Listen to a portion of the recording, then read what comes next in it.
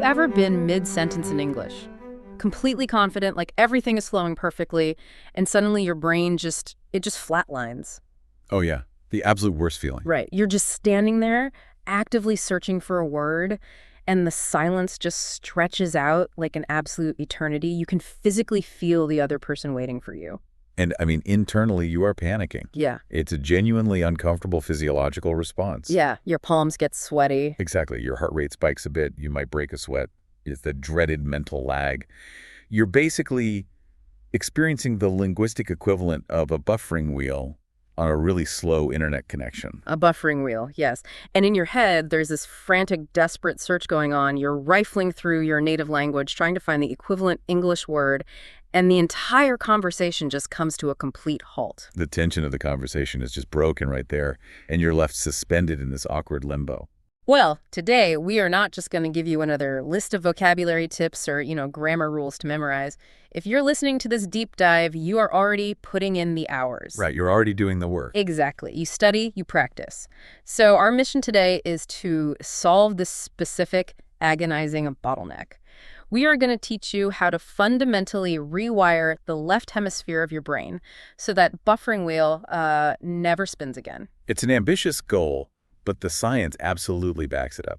It really does. We have a massive stack of sources to go through today. We're covering everything from the cognitive neuroscience of language acquisition, historical teaching methodologies, to very practical frameworks for environmental immersion. And we've got some incredibly structured approaches to B1 level phrasal verbs, too. Yes, those charts are amazing. Okay. So, let's unpack this, because the core thesis uniting all of these sources is pretty profound. It is. I mean, we are not talking about a neat little study hack here.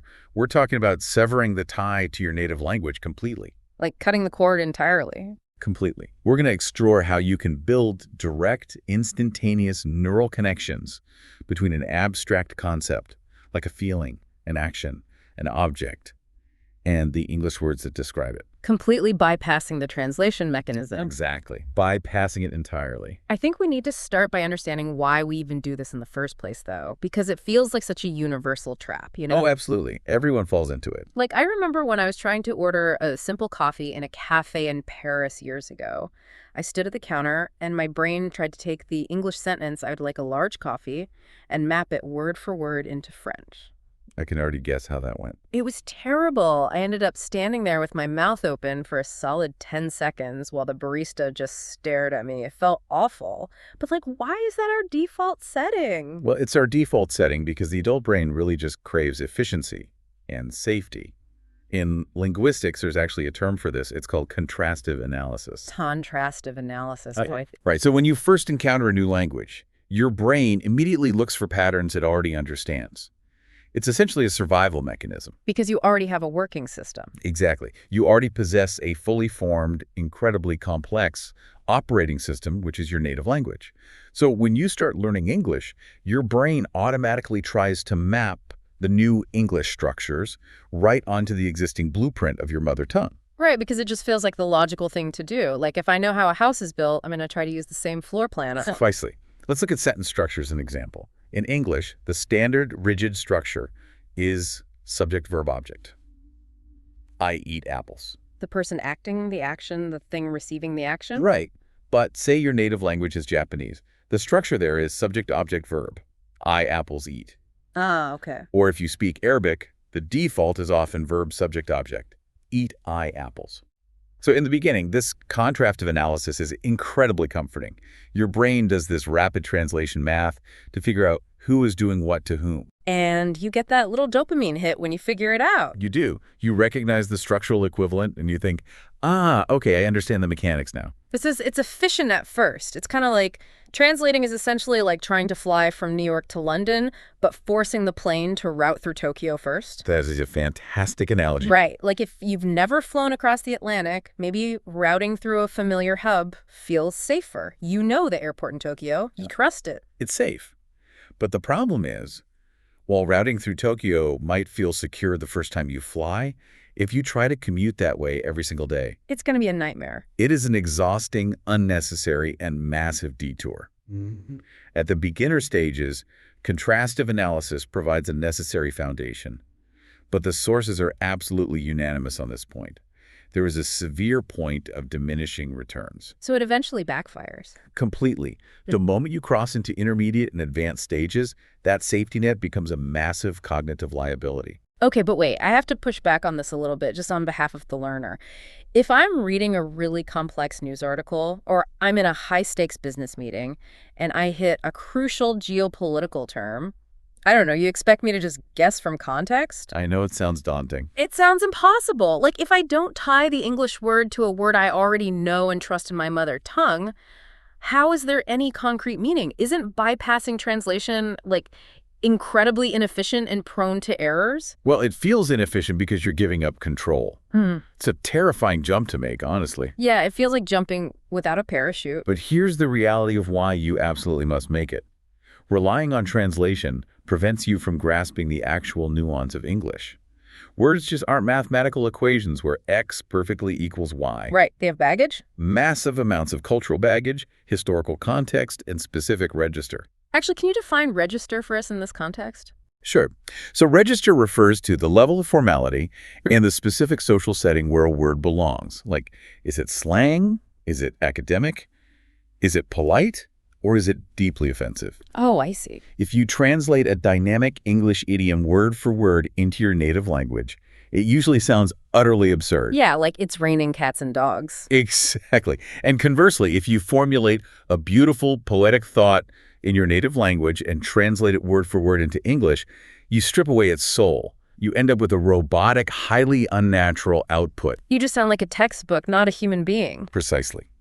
The nuance is entirely lost in the Tokyo layover. That makes total sense. You lose the color of the language. And, you know, what really fascinates me in the source material is that this desire to bypass translation, to get to that raw, unmediated meaning, it isn't some new internet fad. Not at all. It isn't a modern life hack, right? No, the historical context here is incredibly rich. To understand how to fix the buffering brain today, we actually have to look back to around the year 1900. Over a century ago. Yeah.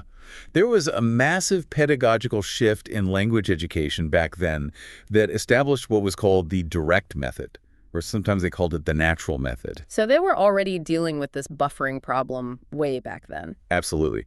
The direct method was a complete and utter rebellion against what was known as the grammar translation method. Which is what, exactly? The grammar translation method was how people had been taught Latin and ancient Greek for centuries. You'd sit at a desk, pore over a classical text, and translate it sentence by agonizing sentence into your native language. That sounds awful. It was. The Yeah. entire focus was on written grammatical perfection. There was virtually no emphasis on actual, spontaneous verbal communication. Which is, ironically, exactly how so many of us were taught languages in high school. Yep. Memorize the conjugation table, translate the paragraph, take the test. And then you go to Paris and you can't order a coffee. Exactly. And the pioneers of the direct method looked at this and said, this is fundamentally broken. They argued that we should learn a second language the exact same way a child learns their mother tongue. Just naturally. Right. A baby isn't translating from anything. They're starting with a blank slate. They experience a physical sensation like hunger, and they learn the sound that brings food. Okay, but how did they apply that to adults in a 1900s classroom? By instituting a total, strict ban on the native language in the classroom. None. Zero. Wow, just completely cut off. Yes. A teacher using the direct method would walk into the room and teach concepts through pantomime, exaggerated facial expressions, and by bringing real-life objects, they called it realia, into the space. They relied heavily on inductive grammar. Let's unpack inductive grammar, because that sounds like a bit of a contradiction. How do you teach grammar without, explaining the rules? Well, instead of writing a formula on the chalkboard like to form the plural add an S, the teacher would just hold up one apple and clearly say apple. Then they'd hold up two apples, point to them and say apples. Then three apples, apple. Oh, I get it. The brain just connects the dots. Exactly. The human brain is an incredible pattern recognition machine. The students' brains would naturally, inductively recognize the pattern without ever hearing the rule explained in their native tongue. They were building an immediate audiovisual association. Yes, between a physical experience and the English expression. I can definitely see how powerful that is. But obviously, we aren't sitting in a 1900s classroom right now. We're busy adults, we have jobs, we're studying independently, maybe on our commutes or, late at night. Right. It's a different world. So how do we modernize this direct method approach for the modern learner? Well, the sources outline a very clear, progressive pathway to modernize this. And the very first shift, the foundational change you must make to think directly in English, requires completely destroying how you currently learn vocabulary. Because most people learn vocabulary in random, disconnected lists. Like you download a flashcard app or you open a textbook, and on Monday, you learn the word for skyscraper, the word for apple, and the word for sadness. Yes, exactly. And from a cognitive neuroscience perspective, what that does is force your brain to create a massive, highly disorganized mental warehouse. A warehouse of random words. Right. It's like having a giant room where you just throw every tool you own into a massive pile in the center of the floor. When you're in a live conversation and the pressure is on and you need a specific word, your brain has to sprint into that chaotic warehouse and dig through the pile. Which takes time. It does. You're searching alphabetically or maybe chronologically based on what week you learned the word. That search process is exactly what causes the massive translation delay. It's the buffering wheel all over again. So the alternative, based on the expert methodologies we have here, is to move away from the massive warehouse and start building curated toolboxes. Curated toolboxes, yes. Learning vocabulary and expressions clustered heavily by a specific topic. What's fascinating here is the cognitive science behind this. Focused, topic-based vocabulary study creates what neuroscientists call mental clusters or semantic networks. Semantic network. When you learn words together in a highly specific context, you build automatic, instantaneous word associations. Okay, let's ground this with a concrete example from the material. Let's say the topic is fitness. Instead of learning random words, you spend an entire week just focusing on terms native speakers actually use at the gym. Good example. The sources highlight 3 specific terms: warm-up, rep, which is short for repetition, and cool down. Now, analyze what happens in the neural pathways when you learn these 3 together, rather than in isolation. Okay. You aren't just memorizing dictionary definitions. You are building a timeline. You're constructing a physical scenario in your mind. Oh, right. Like a story. You can close your eyes and visualize arriving at the gym, doing some light stretching, feeling your muscles loosen. That physical sensation is permanently tagged to the phrase, warm up. I can picture it. Then you visualize sitting on the bench, lifting the heavy weights multiple times, feeling the burn. Those are your reps. And finally, walking slowly on the treadmill, lowering your heart rate before leaving the cool down. The psychological relief of learning this way is just huge. When I think of one, the others naturally follow. I don't have to translate rep back into my native language. I just visualize the action of lifting the weight. Exactly. And it completely mirrors a native speaker's thought pattern. Native English speakers do not store words alphabetically in their brains. They store them contextually. Yes. They store and retrieve words contextually. If a native speaker starts talking about the gym, their brain automatically preloads that fitness cluster of vocabulary into their working memory. So the words are just ready to go. Making those specific words instantly available for the mouth to use without any search time at all. Let's do another one to really drive this home. The sources give us a cluster for shopping: browse, check out, and return. Again, it's a very clear behavioral sequence. Walk us through it. So, you walk into a retail store and you're just casually looking around, moving items on the racks without a specific plan. You browse. Right. Then you find a shirt you like. You walk up to the cash register and you hand over your credit card. You check out. You go home, try it on. It doesn't fit right, so you drive back to the store and give it to the cashier. You return it. By clustering them like that, you completely bypass the Tokyo layover. Right. You are attaching the English word directly to the physical action in the sequence. You aren't attaching it to a translated word on a digital flashcard. This actually brings me to a part of the source material that I think is the most valuable asset for any intermediate learner. We have these extensive charts of B1 level phrasal verbs. Ah, phrasal verbs. Now, phrasal verbs are the absolute lifeblood of natural sounding English. If you don't use them, you sound hopelessly formal and stilted. They are the ultimate test of the translation loop. Yeah. Because if you try to translate a phrasal verb literally, it just breaks down completely. It makes zero sense. Right. If I say my car broke down, and you translate that literally into another language, it sounds like my car physically smashed itself into the ground into tiny little pieces. It conjures a very dramatic image. It doesn't mean that at all. It just means the engine stopped working. You cannot translate these. You have to conceptualize them. And traditionally, how do textbooks teach them? Alphabetically. which is a nightmare. A total nightmare. You have a list that says, give up, give in, give out, give way. They all look identical to a learner. It's pedagogical malpractice, honestly. It causes immense confusion. But applying our clustering method, we can group these nearly 100 phrasal verbs from the sources into highly visual topic clusters. Let's dive deep into one of these clusters. Let's look at the topic of problem solving and frustration. Frustration is a universal human experience. It's highly emotional, and emotion is a great anchor for memory. Very true. So let's build the narrative based on the phrasal verbs in the sources. You're driving your car on a massive summer road trip. You are on the highway, and suddenly, smoke starts pouring out of the hood and the engine completely dies. The car broke down. You can immediately imagine the stress, the heat of the day, the panic. The emotion tags the vocabulary. Right. Now, because the car broke down, you are stuck on the side of the road. You have to call a tow truck. You have to talk to an angry mechanic. You have to figure out how to pay for it. You have to give your full stressful attention to handling the situation. You have to deal with it. Another deeply resonant concept, handling unwanted stress. Then you spend 3 hours sitting in the waiting room of the mechanic shop, staring at your budget, doing the math, exercising your brain to find a solution to get back on the road. You work out a plan. And notice how workout here isn't about the gym at all. No, not at all. It's about mental exertion to solve a puzzle. And finally, the mechanic comes out, wipes his hands on a towel, and tells you exactly what caused the engine failure. It was a busted radiator. You discover the truth. You find out. Break down, deal with, work out, find out. This is brilliant because when you link these notoriously confusing phrasal verbs to the visceral feeling of overcoming an obstacle, the retention rate just skyrockets. It really does. You aren't memorizing definitions anymore. You're directing a movie scene in your mind, entirely in English. I find this approach incredibly empowering. By taking these daunting lists and forcing them into these topic clusters, you allow the learner to visualize a scenario, you build that internal movie, and the native language isn't even invited to the premiere. It's a massive step forward. But, we do have to acknowledge the next logical hurdle here. What's that? Well, knowing the words for a topic is fantastic.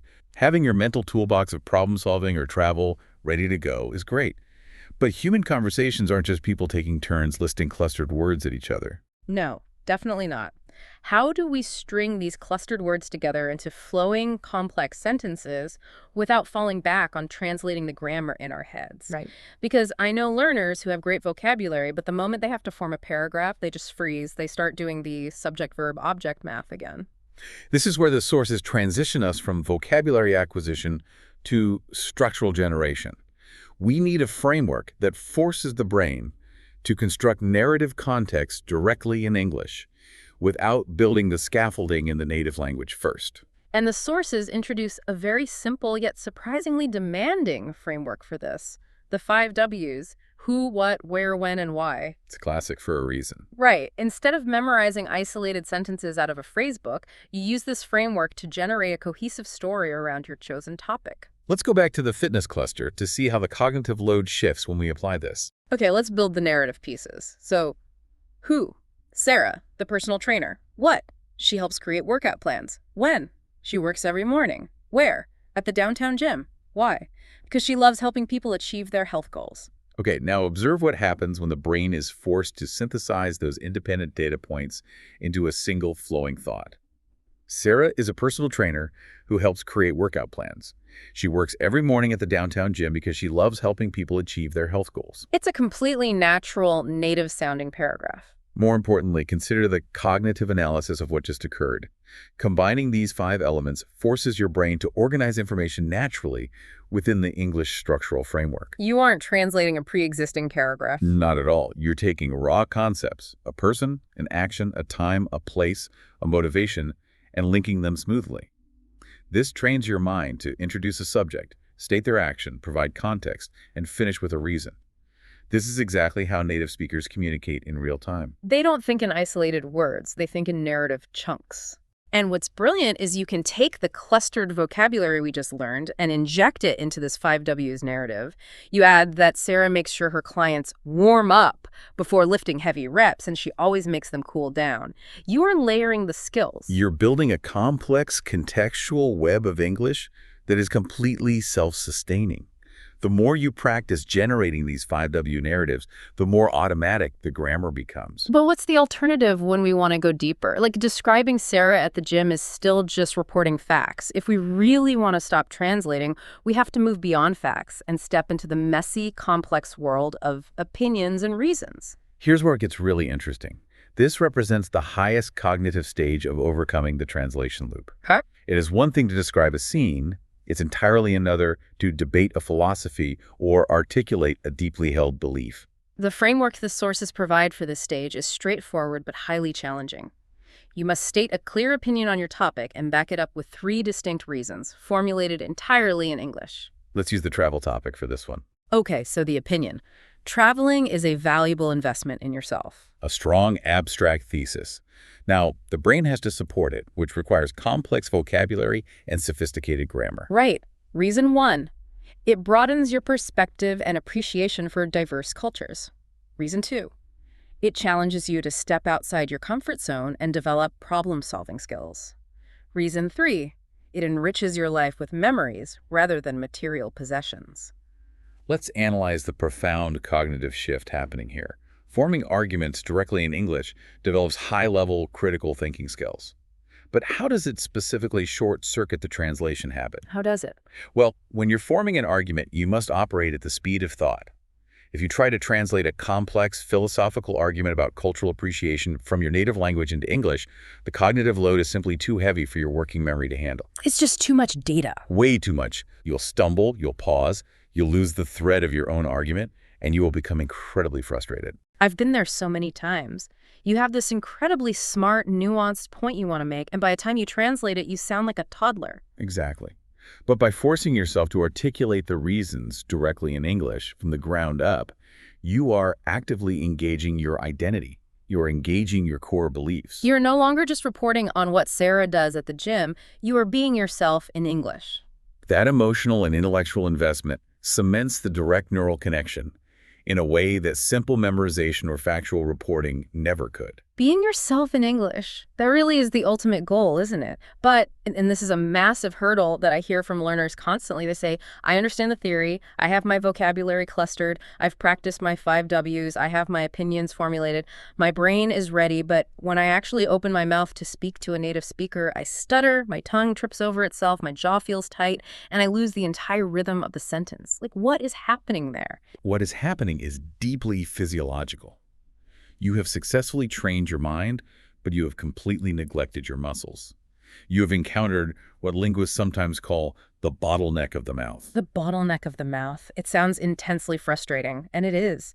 Your brain is sprinting ahead at 100 miles an hour, but your physical articulators, your tongue, your lips, your vocal cords, are lagging behind, tangled up in the physical act of producing foreign sounds.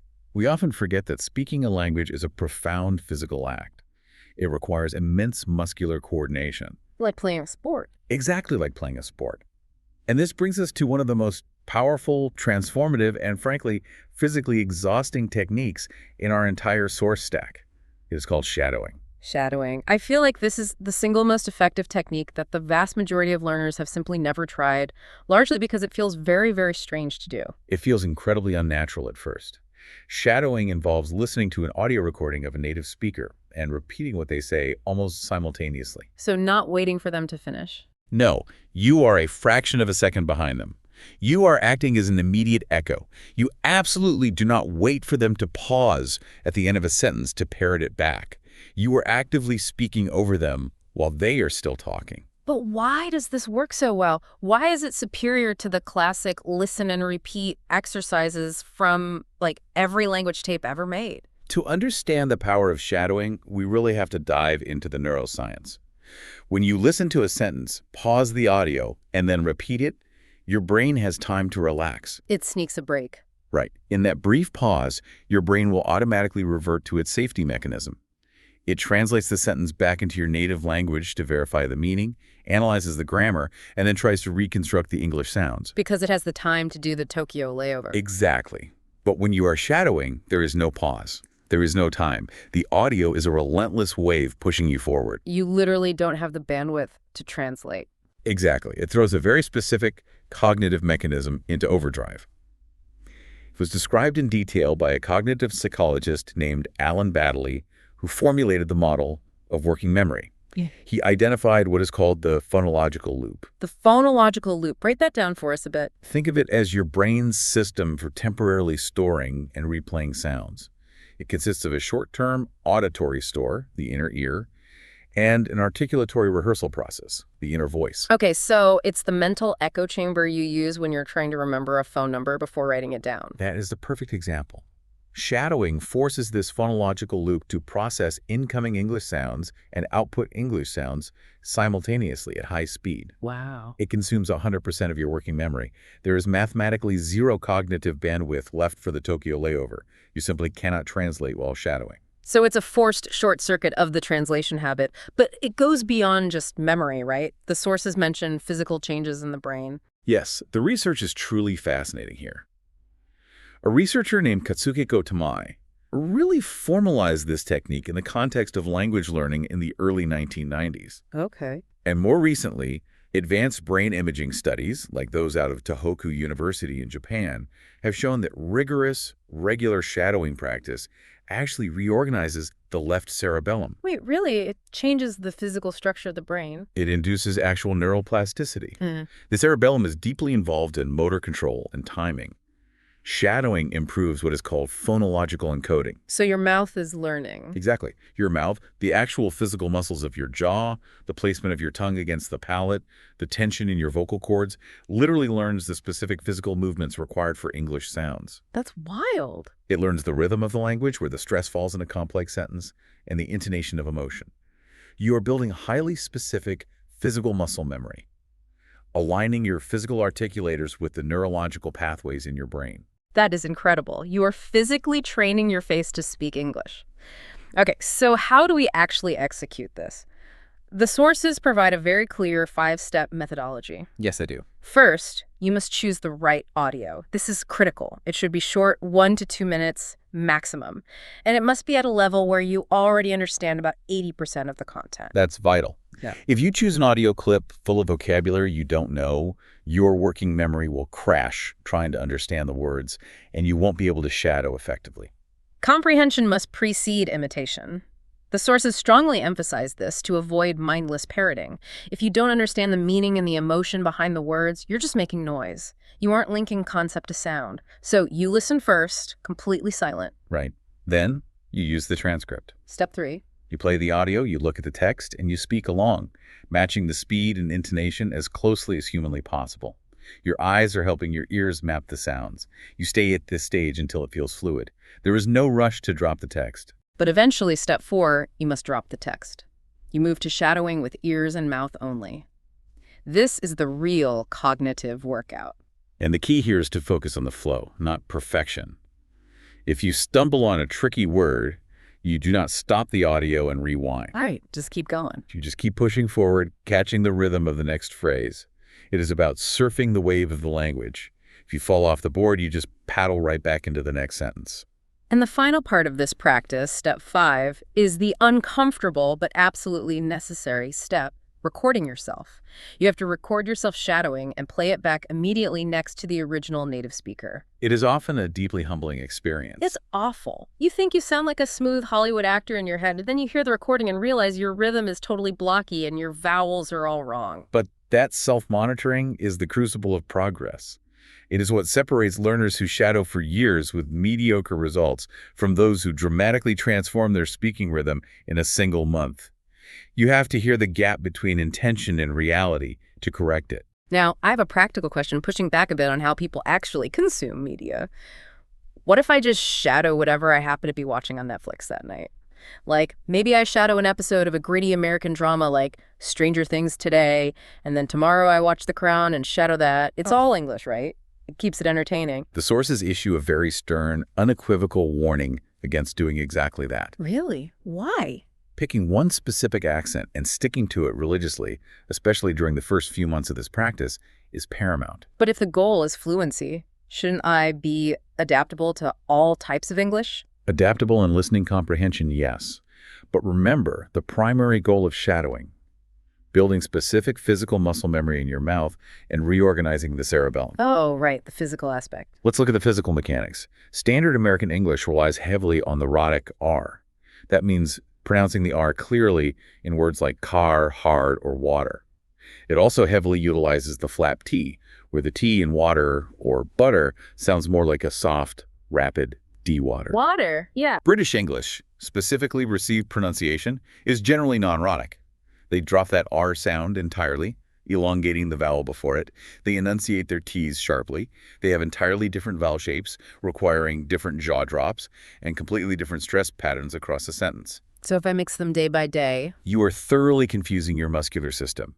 You are sending conflicting signals to your cerebellum, telling your muscles to build two entirely different sets of fine motor habits simultaneously. wow, okay. It would be like a professional athlete trying to train for a marathon and a powerlifting competition on the exact same day. The body won't adapt effectively to either. You must pick a lane. If your goal is an American accent, shadow Americans. If you want a British accent, shadow Brits. Consistency is the only way to build clean, automatic muscle memory. That makes total sense when you frame it physically. So how much time should a learner dedicate to this? The sources outline a progressive 30-day challenge, suggesting just 10 to 15 minutes a day, but it moves through different levels of inner dialogue. Yes, the goal is to take the physical capability you build through audio shadowing and apply it to the mental act of your own inner voice. The first level is for beginners. You are essentially shadowing your own simple daily actions, translating your immediate reality into English without a delay. I am awake, the sun is shining, I am making coffee. Very concrete, immediate physical observations. It trains the brain to associate the immediate physical environment with English rather than the native language. The intermediate level moves to natural inner dialogue, the kind of mundane planning and observing we do constantly. First, I need to finish this report. I really should reply to those emails before lunch. I wonder why my boss looks so stressed today. This is a crucial transition. You are no longer just naming objects. You are organizing your life and your time in English. And the advanced level tackles deep reflections and abstract concepts. Why am I feeling this sudden anxiety? Every mistake I made today is a lesson. I need to reevaluate my priorities. By shadowing native audio that models these different levels of complexity, and then trying to generate those thoughts yourself internally, you are building a comprehensive English operating system in your mind, capable of handling everything from the mundane to the profoundly abstract. Which brings us to a massive pivot point. 15 minutes of shadowing is an intense cognitive and physical workout.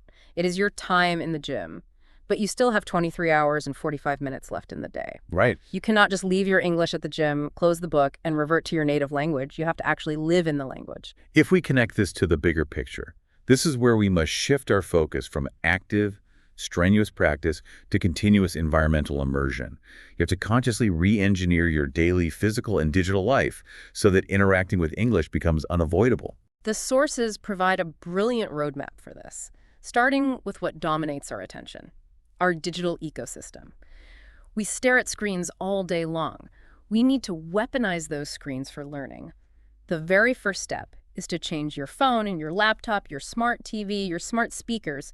Change the operating system entirely to English. It forces a cognitive process called immediate retrieval. Immediate retrieval. When you wake up and want to set an alarm, you can't rely on the comfortable word in your native language. You must immediately retrieve the English word, alarm. When you want to check the weather, you have to read the forecast in English. It beds the language into your daily survival mechanisms. You are no longer studying English. You are using it to navigate your life. But environmental immersion goes beyond just our screens. The sources detail a practice called realia mapping, transforming the actual physical objects in your home. Now, a lot of people do this poorly. They just put a Post-it note on the fridge that says refrigerator or on the door that says door. The sources explicitly warn against this. Because single, isolated words do not build functional fluency. They just build a slightly larger warehouse of disconnected tools. We need context. We need grammatical structure attached to the object. Exactly. So instead of a simple noun label, you use a lexical chunk. Let's define a lexical chunk. In linguistics, a lexical chunk is a group of words that are commonly found together and are stored in the brain as a single combined unit of meaning, rather than individual words pieced together by grammar rules. Okay, give us an example. How are you doing is processed as one chunk, not 4 separate words. So for ReLIA mapping, you write a full functional lexical chunk or sentence on that Post-it note. You write, I need to grab something from the refrigerator. You stick that on the handle. You put a note on your coffee maker that says, I am going to brew a fresh pot of coffee. The psychological impact of this is profound. Every time you interact with your physical environment, you are prompted with a complete, grammatically correct English thought. You are training your brain to associate the physical action of opening the fridge with the entire English sentence structure, bypassing the need to construct it from scratch. And that leads directly to one of my absolute favorite techniques from the source material. It's called the vlogger method. I love this because it sounds completely ridiculous. It requires a total lack of self-consciousness, but it is devastatingly effective. It does require you to check your ego at the door, yes. Here's how you do it. As you go about your day, you narrate your mundane chores out loud, exactly as if you are a YouTube vlogger filming a day-in-the-life video for an audience of millions. You are standing alone in your kitchen, and you literally say out loud to an invisible camera, all right, guys, today I'm cutting these vegetables for lunch. I'm chopping the onions right now. I'm crying a little bit because they're strong, and now I'm turning on the stove and heating up the pan. From a cognitive standpoint, this is a masterstroke. Firstly, it forces the brain to sustain an active English mode for extended periods. Yeah. You aren't just reacting to a textbook prompt. You are generating continuous, spontaneous dialogue based on unpredictable, real-world actions. And it highlights your vocabulary gaps immediately, in real time. Precisely. This is the greatest benefit. If you are cooking and you suddenly realize you do not know the English word for a spatula, your narration violently stops. You hit a linguistic wall. The buffering wheel comes back. But because you hit that wall during a physical, necessary action, the desire to know the word is incredibly high. When you wipe your hands, pick up your phone, and look up the word spatula, you tie that new vocabulary word directly to the physical, muscular movement of flipping a pancake.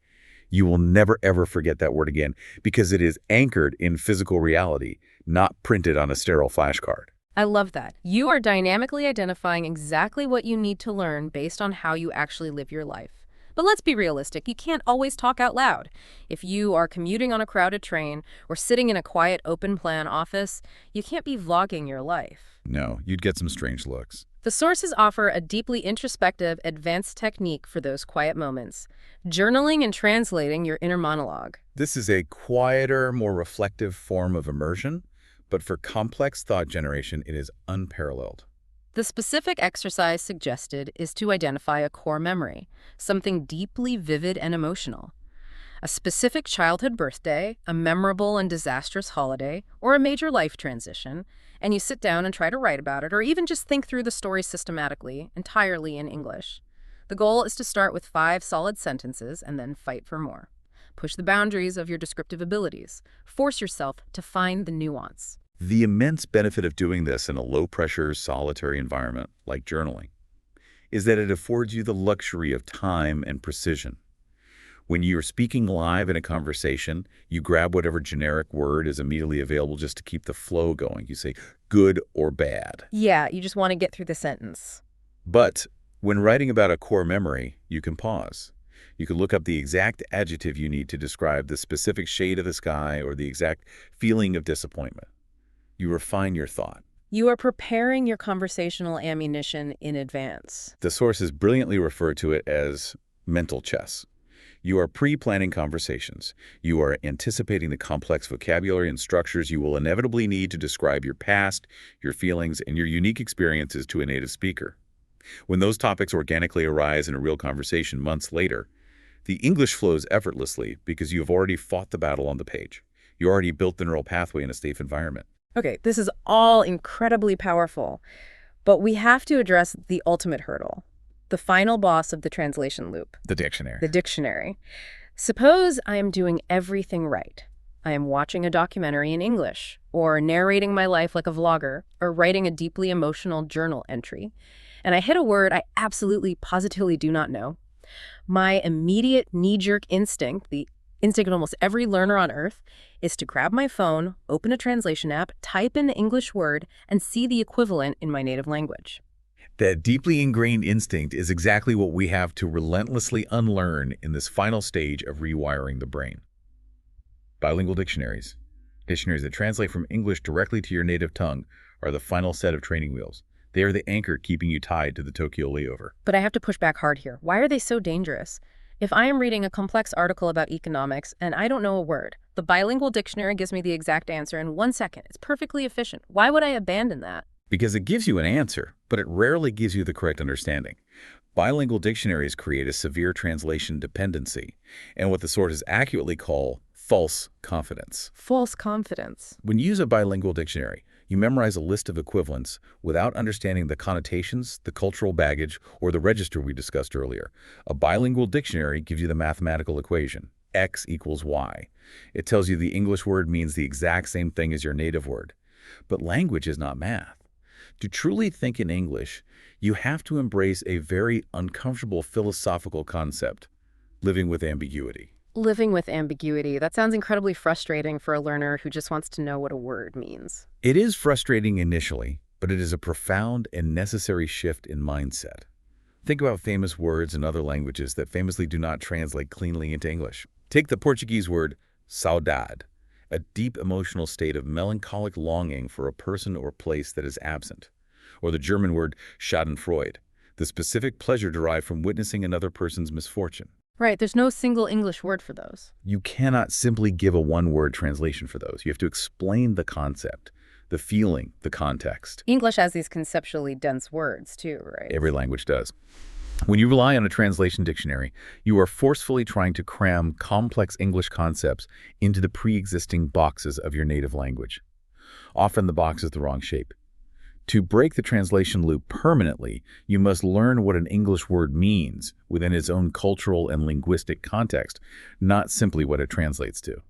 So the solution is that I need to switch to a monolingual dictionary, an English to English dictionary. Yes. But let's be honest, that is terrifying. If I don't know the word, how on earth am I going to understand a definition that is made up of more English words I might not know? It feels like an endless, frustrating loop. When is a learner actually cognitively ready to make this massive switch? It is a highly valid fear. The sources clarify this transition nicely. You do not do this on day one of learning English. Usually a learner is ready to make the jump to a monolingual dictionary around the B1 or B2 level of proficiency. That generally means you have a working, functional vocabulary of roughly 2,000 to 3,000 core words. So you have a solid foundation to stand on. Yes. The specific benchmark test is this. If you can read a simple definition in an English dictionary and understand most of it, even if you have to guess a word or two from the surrounding context, you are ready to switch. Okay, so how do we practically make this switch without wanting to throw our phones across the room in total frustration? The sources provide some very clear, actionable steps. And do? First, and this is critical, do not use a dictionary meant for native speakers. Do not go to the standard Merriam-Webster or the full Oxford English Dictionary. If you do that, it will crush your soul. Those dictionaries are written for native speakers who already grasp the nuance. They use incredibly archaic language, highly complex grammar, and circular definitions to explain words. Instead, the sources say you must use a learner's dictionary, like the Oxford Learner's Dictionary or the Cambridge Learner's Dictionary. These are brilliant tools specifically engineered for people studying English as a second language. They're game changers. They use a tightly controlled, restricted defining vocabulary. They will take a highly complex academic word and explain the concept using only the 3,000 most common basic English words. This design ensures that the definition clarifies the concept, rather than obscuring it behind a wall of even more difficult vocabulary. Step 2 in this process. Do not just glance at the definition, nod your head, and close the tab. You must read the entire entry, read the definition, read every single example sentence provided, and carefully read the usage notes about whether the word is formal, informal, or slang. Because you are no longer seeking a quick mathematical fix. You are seeking deep context. So what does this all mean? Let's give a concrete example to tie this entire philosophy together. Let's say you are reading a book and you encounter the word enormous. You've never seen it before. Okay, enormous. If you yield to instinct and use a bilingual dictionary, you look up enormous, and right next to it, you see the direct translation for the word big in your native language. Boom, you're done in 2 seconds. Yeah. But you have learned absolutely nothing about English. You have only reinforced the neural pathway of your native language. You have strengthened the translation bridge. You have reinforced the Tokyo layover. But if you resist that urge and you look up enormous in the learner's monolingual dictionary, you do not see your native language at all. You see the definition, extremely large in size or degree. Now, analyze what happens physically and cognitively in the brain when you do this. You read the word extremely, your brain recognizes it. You read the word large, you know that word. Size, degree, you know those concepts. You are using English to understand English. Exactly. You are building a massive interconnected web of meaning entirely within the English language itself. You are finally, both physically and cognitively, severing the tie to your native language. Yeah. That web of interconnected English concepts is the literal architecture of fluency. When English words connect only to other English words and directly to real-world concepts and emotions, the buffering wheel stops forever. The mental lag disappears. You are no longer translating, you are thinking in English. This has been an incredibly deep, transformative journey through these sources. Let's recap the expansive roadmap we've laid out today for you, the listener. We covered a lot of ground. We started by acknowledging the comforting trap of contrastive analysis and why the adult brain loves the Tokyo layover, but why we must eventually take those training wheels off. Then we explored how to completely restructure our vocabulary acquisition, moving away from massive disorganized mental warehouses and building curated mental clusters by topic like fitness, shopping, and the highly emotional problem-solving phrasal verbs to bypass alphabetical memorization.